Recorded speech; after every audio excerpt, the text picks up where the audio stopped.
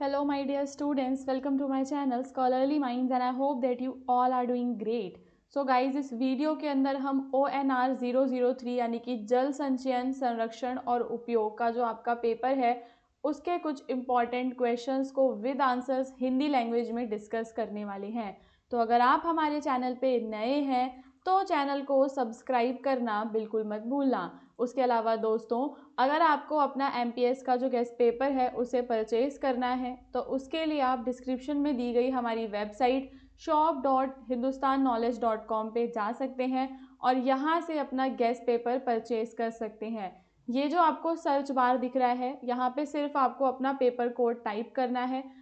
उसके बाद आपके जो भी सब्जेक्ट्स के पेपर कोड्स हैं आप कोई सा भी यहाँ से अपना बाय कर सकते हैं। जो भी आपकी क्वायरीज हैं या आपने पेमेंट कर दिया आपको गेस्ट पेपर नहीं मिला, उन सब के लिए आप हमारा ये जो नंबर आप स्क्रीन पे देख रहे हैं इस पे मेरी टीम को कांटेक्ट कर सकते हैं। ओके, सो चलते हैं हमारे क्वेश्चन नंबर 1 पे। भारत में उपयोग की जाने वाली किन्हीं दो परंपरागत जल संग्रहण तकनीकों का वर्णन करो।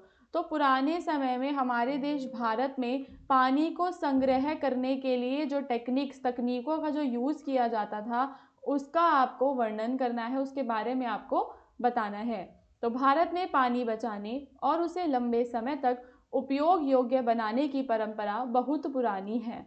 अलग अलग क्षेत्रों में लोगों ने अपनी ज़रूरत, मौसम, मिट्टी और जीवन शैली के अनुसार विशेष जल संग्रहण प्रणालियां विकसित की। तो अब हम देखते हैं कि भारत में लोगों ने मौसम के हिसाब से जब भी उनको जैसी भी ज़रूरत पड़ी, मिट्टी की गुणवत्ता और उनकी जीवन शैली, हर एक चीज़ को ध्यान में रखते हुए विशेष जल संग्रहण प्रणालियां उन लोगों ने विकसित की। सबसे पहले हम देखेंगे बावड़ियां। जो बावड़ी भारत की सबसे प्रसिद्ध और प्राचीन जल संग्रहण प्रणालियों में से एक है। जो बावड़ी बनाई जाती है वो मोस्टली हम राजस्थान, गुजरात, मध्य प्रदेश और उत्तर भारत के शुष्क इलाकों में हम इन्हें देख पाते हैं। बावड़ी की अगर संरचना की बात करें तो यह एक गहरी सीढ़ी नुमा संरचना होती है जिसमें नीचे पानी एकत्रित रहता है। ठीक है, जैसे अग्रसेन की बावड़ी हो गया।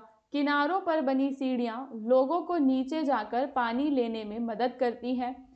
कुछ बड़ी बावड़ियां मंदिरों और महलों के पास बनाई जाती थीं ताकि यात्री और स्थानीय लोग आसानी से पानी प्राप्त कर सकें। इनका निर्माण पत्थर और चूने से किया जाता था जिससे वे लंबे समय तक टिकाऊ रहती थी। तो ये आपका सारा बावड़ियों की संरचना और उनकी विशेषताओं में आप लिखेंगे। अब हम देखेंगे कि इसका महत्व यानी कि इसकी इंपॉर्टेंस क्या होती थी। तो यह बरसात का पानी संग्रहित करती थी और गर्मी के समय में भी लंबे समय तक पानी उपलब्ध हमें करवाती थी। कई जगह बावड़ियां सामाजिक मिलन स्थल की तरह भी उपयोग हुआ करती थी। यह भूजल स्तर बढ़ाने में मदद करती थी क्योंकि बावड़ी में पानी रिसकर जमीन में जाता था। फिर होते थे हमारे खडीन। खडीन राजस्थान की एक पारंपरिक तकनीक है। खडीन मुख्य रूप से राजस्थान के जैसलमेर क्षेत्र में उपयोग की जाने वाली एक प्रसिद्ध जल संग्रहण और भूमि नमी संरक्षण प्रणाली है। इसे महाराजा करमासी ने 15वीं शताब्दी में लोकप्रिय बनाया था। इसकी संरचना और कार्यप्रणाली को समझते हैं तो खडीन एक छोटी पहाड़ी या ढलान के नीचे बनाई जाती थी। इसके सामने की ओर पत्थर और मिट्टी का एक मजबूत बांध बनाया जाता था। बरसात के समय पानी बहकर इस बांध के पीछे जमा हो जाता और धीरे धीरे भूमि में समा जाता। इस प्रकार खेत की मिट्टी में नमी भर जाती और किसानों को बिना अतिरिक्त सिंचाई के अच्छी फसल मिल जाया करती थी। खडीन के लाभ देखें तो यह तकनीक पानी को संग्रहित करने के साथ साथ भूमि की उपजाऊ शक्ति को भी बढ़ाती है। इसे भूजल पुनर्भरण भी होता है, यानी कि वापस से जो पानी है वो रिचार्ज हो जाता है, जो हमने पानी निकाला होता है वो दोबारा से भूमि के अंदर चला जाता है। बहुत ही कम वर्षा वाले क्षेत्रों में भी किसान इसे सफलतापूर्वक खेती कर लेते थे। तो जहाँ पे कम वर्षा होती थी तो आपने इसमें दो एग्जाम्पल्स दे देने हैं, एक तो आपने बावड़ी वाला दे दिया एंड दूसरा आप खडीन का दे देंगे। एंड निष्कर्ष में आप बता देंगे कि भारत में परंपरागत जल संग्रहण प्रणालियां न केवल प्रकृति सम्मत थी बल्कि स्थानीय ज़रूरतों के अनुसार भी उपयोगी थी। ठीक है, तो प्रकृति के साथ सम्मत होते हुए वो लोगों की ज़रूरतों को भी पूरा करती थी। बावड़ी और खडीन जैसी तकनीकों ने सदियों तक लोगों की पानी की समस्या हल की और आज भी जल संकट के दौर में हमें इनसे सीख लेने की आवश्यकता है। यदि हम इन परंपरागत तरीकों को आधुनिक तकनीक के साथ जोड़कर अपनाएं तो हमारी भविष्य की पीढ़ियों के लिए जल सुरक्षा सुनिश्चित की जा सकती है। जो हमारी भविष्य की पीढ़ियां हैं, अगर हम पुरानी टेक्निक्स और नई टेक्निक्स दोनों को मिलाकर जोड़कर अपनाते हैं तो काफ़ी ज़्यादा हेल्पफुल रहेगा। इसके बाद आपको सिंचाई को परिभाषित करना है और सिंचाई की विभिन्न विधियों का आपको वर्णन करना है। सिंचाई का अर्थ है फसलों की आवश्यकता अनुसार खेतों में कृत्रिम रूप से पानी पहुंचाना। जब प्राकृतिक वर्षा पर्याप्त नहीं होती, ठीक है, जब बारिश आपको प्रॉपर नहीं मिलती है, तब नहर, कुआं, ट्यूबवेल आदि के माध्यम से खेतों में पानी देना सिंचाई कहलाता है। ठीक है। सिंचाई का मुख्य उद्देश्य फसलों को उनकी वृद्धि के लिए आवश्यक नमी उपलब्ध कराना है ताकि उत्पादन अधिक हो सके और भूमि की उर्वरता बनी रहे। ठीक है। इसके बाद हम देखेंगे सिंचाई की विभिन्न विधियों को। एक बार आप सिंचाई की जो परिभाषा है उसको रीड कर लो ताकि आपको ये समझ में आ जाए। ठीक है, ये पूरी इसकी परिभाषा आप चाहो तो इसको नोट डाउन भी कर सकते हो। अब हम सिंचाई की विभिन्न विधियों को समझेंगे। तो विधियों में आपकी होती है सबसे पहले सतही सिंचाई। इस विधि में पानी जमीन की सतह पर फैलाकर फसलों को दिया जाता है। यह सबसे पुरानी और सर्वाधिक प्रचलित विधि है। ठीक है, सबसे पुरानी और सर्वाधिक आपकी कौन सी है? सतही सिंचाई, जिसमें जमीन की सतह पर पानी को ऐसा पूरा फैला देते हैं और फसलों को दिया जाता है। फिर आपकी रहती क्या? इसमें बांध विधि होती है। खेत को छोटे छोटे भागों में बांटकर पानी भरा जाता है। पानी धीरे धीरे पूरे क्षेत्र में फैल जाता है। धान, गन्ना आदि फसलों में इसका उपयोग अधिक होता है। फिर आपकी होती है नाली सिंचाई। तो खेत में छोटी छोटी नालियां इसमें बना दी जाएंगी, जैसे सब्जी हो गई, कपास, गन्ना में पंक्ति वाली फसलों में ये उपयोगी होती है। डुबो सिंचाई में पूरे खेत में पानी फैलाया जाएगा। यह विधि सरल है और इसमें पानी की बर्बादी हमें ज़्यादा देखने के लिए मिलती है। ठीक है। फिर होती है आपकी भूमिगत सिंचाई। इसमें पानी को मिट्टी के नीचे पाइपों या चैनलों से फसलों की जड़ों तक पहुंचाया जाता है। पानी की बचत होती है और मिट्टी कटाव भी नहीं होता। यह विधि महंगी होती है और विशेष क्षेत्रों में ही इसे उपयोग करते हैं। तो पानी को मिट्टी के नीचे पाइपों या चैनलों से फसलों की जड़ों तक इसमें हम पहुंचाते हैं, तो इसे हम कहते हैं भूमिगत सिंचाई। ओके।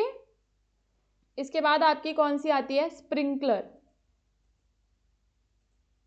स्प्रिंकलर सिस्टम में आपका क्या होता है कि पाइपों और स्प्रिंकलर के माध्यम से फुहार की तरह से, फवारा होता है ना, फवारे की तरह पानी को डाला जाता है। यह वर्षा जैसा प्रभाव पैदा करती है। ऐसा लगता है जैसे पौधे के ऊपर बारिश आ रही है। कम पानी में इसमें अधिक क्षेत्र में सिंचाई हो जाती है और ढलान वाले खेतों में ये विशेष रूप से हमारे लिए उपयोगी है। इसके लाभों को देखेंगे तो इससे पानी का जो अपव्यय है वह बहुत ही कम होता है। मिट्टी का कटाव नहीं होता। अधिकांश फसलों के लिए ये उपयुक्त होती है। फिर हमारी है ड्रिप सिंचाई। तो इसमें पानी बूंद बूंद करके सीधे पौधों की जड़ों तक पहुंचाया जाता है। ड्रिप सिस्टम में भी बूंद बूंद करके पानी पौधों की जड़ों तक जाएगा। ये आधुनिक और पानी बचाने वाली विधि है। तो पानी की 40 से 60% तक इसमें आपकी बचत होती है। खरपतवार कम उगते हैं। फलदार पेड़, सब्जियां वगैरह में ये उपयोगी है।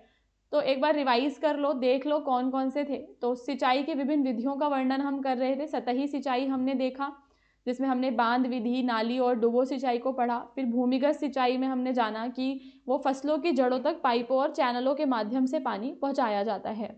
फिर आपकी क्या है? स्प्रिंकलर, जिसमें हमने देखा फवारे की तरह जाता है। और ड्रिप वाला सबसे आधुनिक है। कुआं और ट्यूबवेल आप सभी जानते ही हैं। तो कुआं, नलकूप या ट्यूबवेल से पानी निकालकर खेतों में पहुंचाया जाता है। यह विधि उन क्षेत्रों में प्रभावी है जहां भूजल पर्याप्त मात्रा में उपलब्ध हो। फिर होती है आपकी नहर सिंचाई।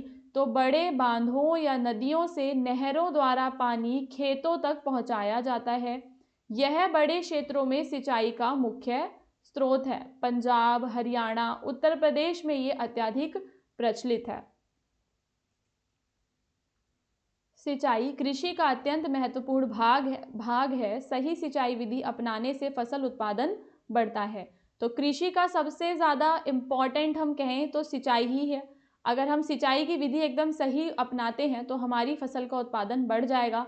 हमारे पानी की बचत होगी और हमारी भूमि की जो उर्वरता है वो बनी रहेगी। आज के समय में ड्रिप और स्प्रिंकलर जैसी आधुनिक विधियां अधिक प्रभावी मानी जाती हैं क्योंकि यह कम पानी में अधिक क्षेत्र की सिंचाई कर सकती हैं।